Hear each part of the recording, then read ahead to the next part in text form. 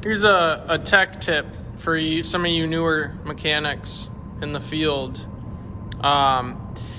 Let's say, for example, I'm just doing this upper hose, and let's say the customer does not want a coolant flush or anything extra, right? And what your job is in this case is to replace the hose, bleed the system, ship it right back out the door.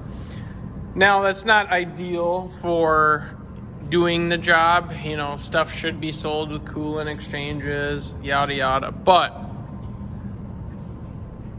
it is advisable to lift up the side of the car that you're going to be doing the coolant repair on. Now, here's why I say that. One, some of you newer guys probably have no idea how hard it is to bleed the cooling systems on these VQ35 engines. Not fun, takes forever. But skipping past that, if we lift the vehicle up to a higher point where we're going to be opening up the cooling system, we're going to spill, one, less coolant, two, less air is going to make its way into the system where you are opening it, which will make for faster bleeding. Now, you have to be careful about how you do this. You don't want to completely squat out, somebody's suspension, max it out, or have the car tipped on two wheels. This, we have passenger fronts up in the air. I made sure the rear tire is still on the ground, still safe, and will absolutely save you some time. So, just a tip from me on this. It's getting a little bit later in the night here, so we're going to hop right into this right now. All right, so I got a kit right here, just like the cooling pressure testers, okay? You can find these kits almost anywhere. First thing you're going to do is find a cap size that fits. That one is obviously a little too small. We'll try this one right here. This one fits. Now the next thing we need to do is find a piece that will fit in there snugly like that one does, okay? Now the goal of this is to sit and smush that O-ring down in the lowest spot below where your overflow is. Now if you can't get something below your overflow, you're going to have to pinch this off, because otherwise as you're filling it, it's just going to overfill your reservoir. Now on systems where it's an external reservoir with its own cap, typically you're not going to have that problem unless the coolant level gets to the point where it's running out of the overflow.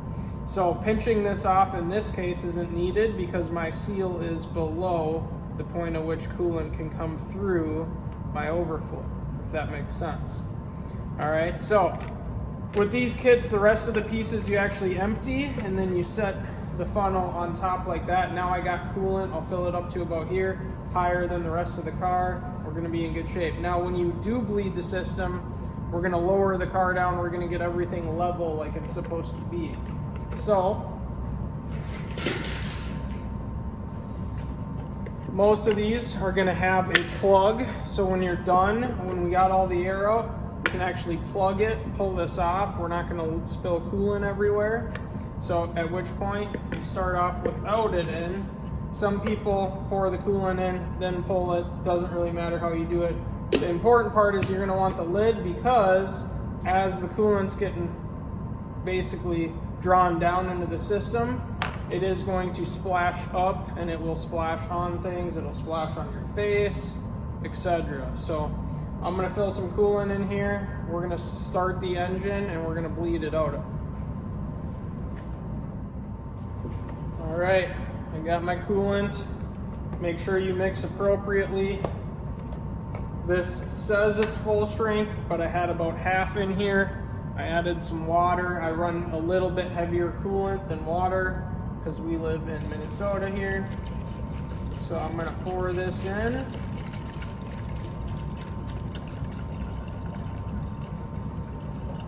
I really didn't lose too much coolant, so I'm not gonna go crazy with filling it.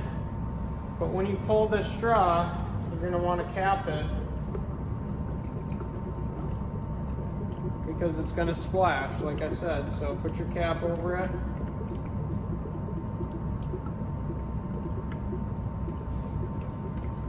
You can peek at what the level's doing.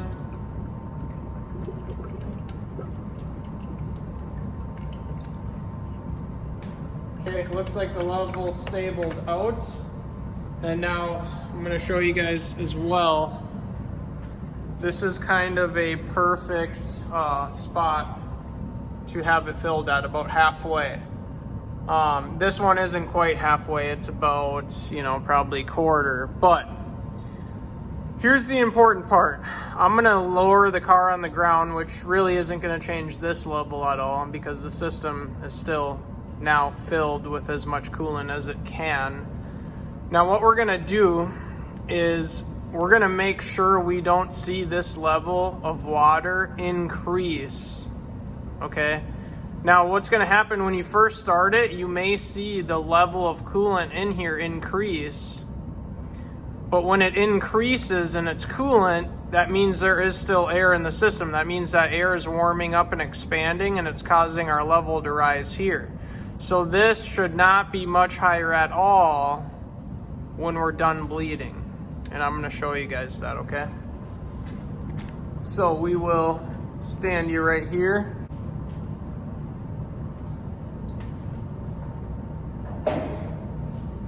Now, on this vehicle, and keep in mind guys, a lot of these, there's a mass airflow sensor. Now if I start the car and this mass airflow isn't plugged in and we have a gaping hole in the intake, not a good deal. We're gonna have engine lights, all that kind of stuff. So what I'm gonna do very quickly, because I know this is done here, is I'm going to fit this back in. Then it clips into the sensor. Some of them have lock rings that you gotta push down. Be conscious about that. Now, just for the heck of it, I am actually going to install the air filter. Okay. Take this straw out, set it down. If you're in a sealed shop, make sure you got ventilation. The car is going to be running for a while, okay? Now, if you're doing, let's say you did a water pump on one of these. I may need to run this for 20, 25, maybe even 30 minutes to get all of the air out of it. Now in this case where the only coolant loss was, a little bit lower than the system, or a little bit lower than, the highest point in the system, we're not gonna have to bleed it very long. Another thing, before you bleed the cooling system, you wanna double check all your connections. Now we're gonna start the car up.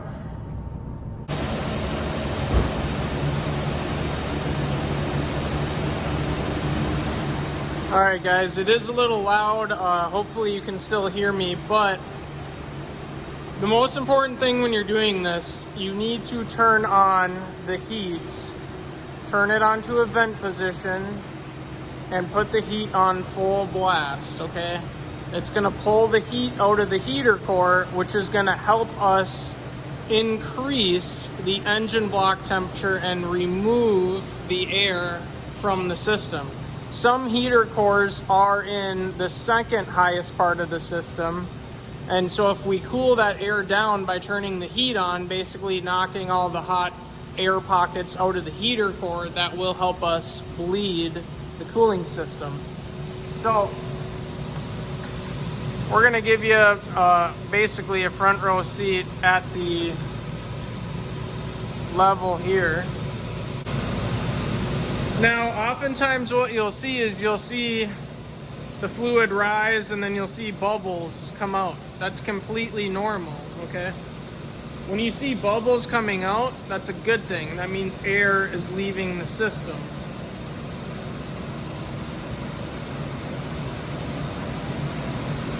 So, most likely you're not gonna see anything for approximately 5 to 10 minutes. And the reason for that is a lot of times when you do these repairs, the car isn't gonna be hot. The car is gonna be a room temperature, ambient temperature. So you usually won't see air leave the system until the coolant gets hot, which takes time.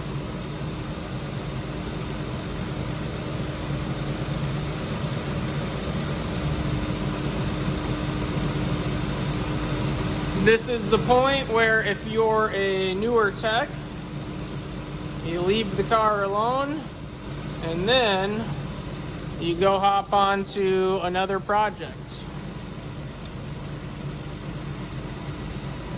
For the sake of this demonstration, I am going to keep you guys kind of on this view here, just in case we do see air bubbles. You'll get an example of what that looks like, but always remember where your level started, okay?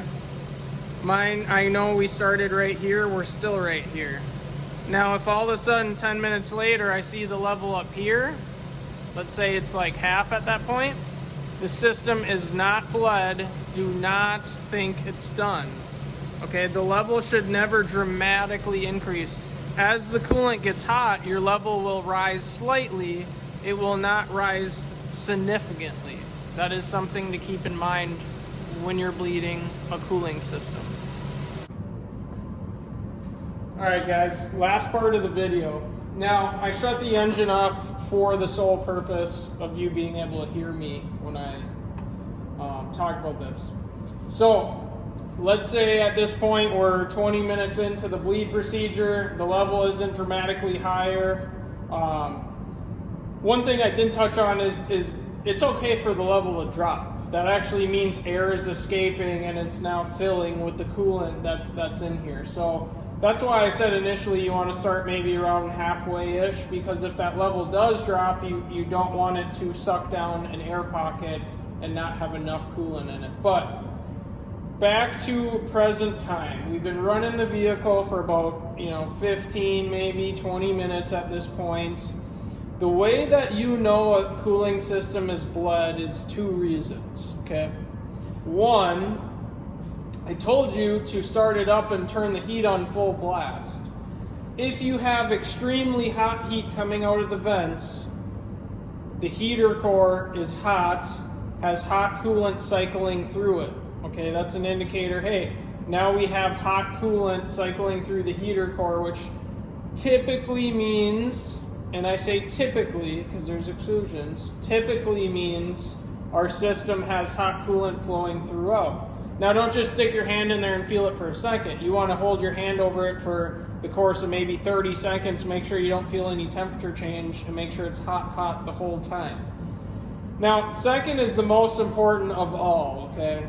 And that is making sure, and on this car it's very difficult for you to see, making sure the lower hose is hot, okay?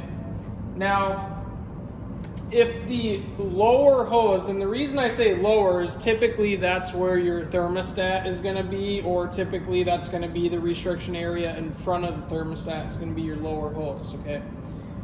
If the lower hose isn't hot, the thermostat has not opened and the cooling system is not bled. Now, that doesn't apply for all vehicles, but in general, that lower hose needs to be hot.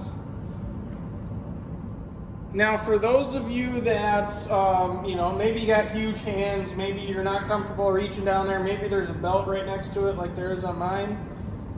Again, infrared meter. I can stick this on the lower hose and it will tell me the exact temperature of the hose, okay? So now if I go up towards the front of the hose, I can get up to about 115, 116, 117-ish. If I go towards the bottom of the hose, I'm showing even less than that, 60, 70-ish, okay? So the reason that I bring this up is one, any person that knows these particular chassis, G35, Nissan Altimas, Maximas, all the stuff with the 3.5s, very difficult engines to bleed because the thermostats actually take quite a long time to open. Most vehicles, not as difficult, but the fact that I can meter this and see that my lower hose is not actually hot indicates to me that the thermostat most likely has not opened, even though I have hot heat coming out of the vents. So obviously you want to check both hoses. Upper hose, nice and hot. Lower hose should be nice and hot. Now, right now in this shop, it's about 60 degrees. It's very, very cold outside. And this vehicle is struggling to get up to hot enough temperature to open up the thermostat. Now, I want to bring something else up, okay? One thing you can do is you can find, usually there'll be a fuse panel somewhere on most cars. You can find the cooling fan fuses, or if you can reach in there and you have access, simply disconnect the cooling fans, okay? Some vehicles have conditions where the cooling fans will just be on all the time, or they'll be on too much. And sometimes you can bleed cooling systems in half the time by disconnecting the cooling fans. This Infiniti, for example, the cooling fans run all the time. And it's not because they have a problem, it's not because the vehicle's overheating, that's just the way it's designed. Now, if you have your air conditioning on, the fan's going to be on a high-speed setting typically, so you don't want defrost on when you're trying to bleed the cooling system, because then at that point you're going to have a high-speed fan pulling tons of air through the radiator. Now, some vehicles, you may actually develop what's called hot air pockets within the cylinders or within the engine block, at which point it is essential to actually have the cooling fans running. Now, that is based on the coolant temperature gauge. If you start to see the vehicle climb into a very, very hot condition on the dash, make sure those cooling fans are plugged back in, or heck, even turn the AC on and start to knock some of that heat out of the radiator to bring the temperature down. I've seen vehicles get to the point where they're almost overheating and the thermostat isn't open.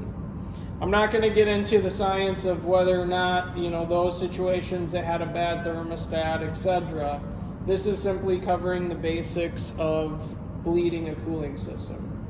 So at this point, I'm very confident we didn't get air below the thermostat, so personally, I'm not worried about it in this situation. Had I opened the system to the point of, a water pump, a radiator, something where you lose a dramatic amount of coolant, or even a thermostat, for example, it's essential that both hoses are up to temperature before you consider the vehicle bled, okay? So, I hope you guys learned something from this. This is me trying to especially help some of the younger guys understand how to test, how to replace certain stuff, and then how to thoroughly bleed a cooling system. I will leave you with this. If you do a cooling system repair and you don't bleed the cooling system thoroughly, and there's air pocket in the cylinders, water jackets, or there's an air pocket somewhere in the system and it finds its way around a water jacket, around a cylinder, that can cause catastrophic engine damage over the course of time if it's not corrected, okay? Especially you guys that live in the South and have those extremely hot days. There cannot be any air in the cooling system when the vehicle's trying to run at maximum efficiency and trying to cool itself down. You could have the cooling fans on full blast, the heat on full blast, but if you still have an air pocket in the system, you can still cause engine damage via overheating certain areas of the engine. And that will not always reflect on the dash. Here's why I say that. The ECT, engine coolant temperature sensor, wherever that is mounted, could be in a position where the coolant is flowing past that sensor, but in another area, there's air in the system. Your dash is going to read normal, like the coolant temperature is normal, but in reality you have an area, a specific isolated area in the cooling system that is running way over temperature. So that is stuff you need to watch out for.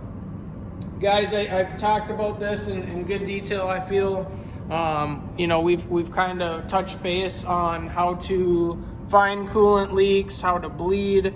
I am going to bring up another video. There's actually a system designed to bypass almost all of this, and it's called an airlift system. And basically it pulls all the coolant out via a vacuum, shrinks all the hoses down, the whole system has a vacuum in it, and then when you go to refill it, it only pulls the coolant in, and you end up with zero air in the system. recommended to bleed even after doing an airlift, but it definitely speeds the process up. So as you can see, our level did not change much. We are still about, probably an inch from the bottom of the reservoir. My upper hose is extremely hot. My thermostat, no, has not opened, but I personally, in this situation, am confident there's not air in the system. Aside from that, it's also the dead of winter in Minnesota here right now, and the ambient temperature is like negative 10 degrees. So in this next week, 2, 3, I am not concerned with this vehicle overheating. I don't even know if it could if I drained all the coolant out. It's so cold outside. But nonetheless, you guys, that kind of sums it up. One final thought, okay? Just because we have the system bled does not mean we're done. Always check your overflow or your reservoir and make sure that has the proper level before you send the car down the road. All right? Please like and subscribe to the channel if you got anything out of this video. I'm going to be producing more content. I appreciate you guys watching. I really do. I personally don't have time every single day to film these videos and to make content for you guys. It is something I do outside of my normal working hours. I will be continuing to produce videos. It might not be every day, but I would appreciate if you guys stay tuned. Thank you. We'll see you later.